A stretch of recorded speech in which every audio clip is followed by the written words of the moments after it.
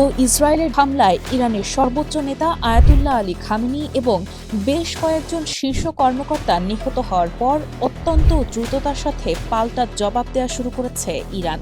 তেহরানের ভাষ্যমতে এটি এখন ইসলামী প্রজাতন্ত্রের অস্তিত্ব রক্ষার লড়াই। এই মুহূর্তে বড় প্রশ্ন হলো, এটি কি কেবল পাল্টাপাল্টি হামলার একটি চক্র হয়ে থাকবে, নাকি এটি একটি দীর্ঘস্থায়ী যুদ্ধের রূপ নেবে? এই প্রশ্নের উত্তর লুকিয়ে আছে ইরানের ক্ষেপণাস্ত্র ভান্ডার এবং তাদের হাতে থাকা অন্যান্য মারণাস্ত্রের মধ্যে।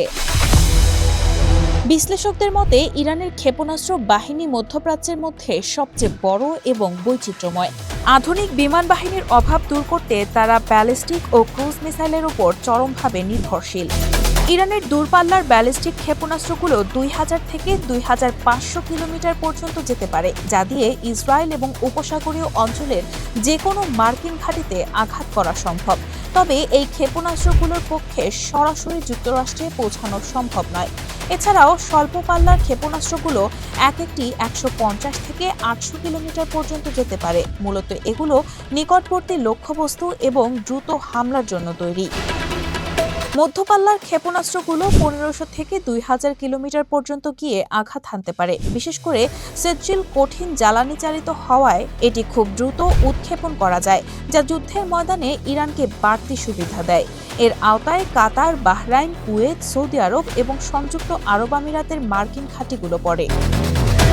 শত্রুর প্রতিরক্ষা ব্যবস্থাকে ব্যস্ত রাখতে ইরানের ক্রুজ মিসাইলগুলো প্রধান হাতিয়ার। মাটির খুব কাছ দিয়ে উড়ে যায় বলে এগুলো শনাক্ত করা কঠিন।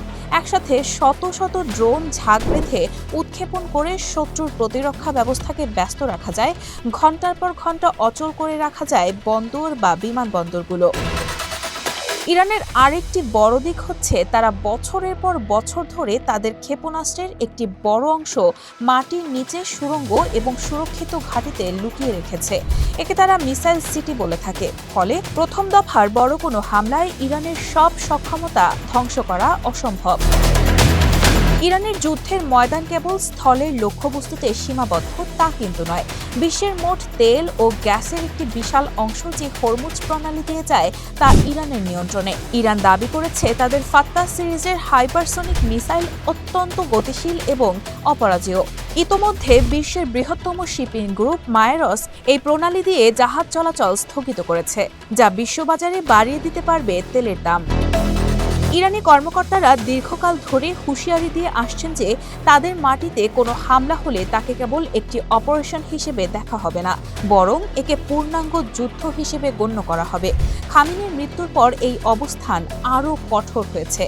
এতে যোগ দিয়েছে লেবাননের হিজবুল্লাহ এবং ইয়েমেনের হুথি বিদ্রোহীরাও। খামেনির মৃত্যুর ফলে এই গোষ্ঠীগুলো কেবল ইরানের হয়ে লড়াই করছে না, বরং তারা এই যুদ্ধকে তাদের নিজেদের অস্তিত্বের লড়াই হিসেবে দেখছে। ফলে সম্ভাব্য পরিস্থিতি পুরো মধ্যপ্রাচ্যকে এক অগ্নিগর্ভ পরিস্থিতিতে ঠেলে দিতে পারে বলে মনে করছেন বিশেষজ্ঞরা।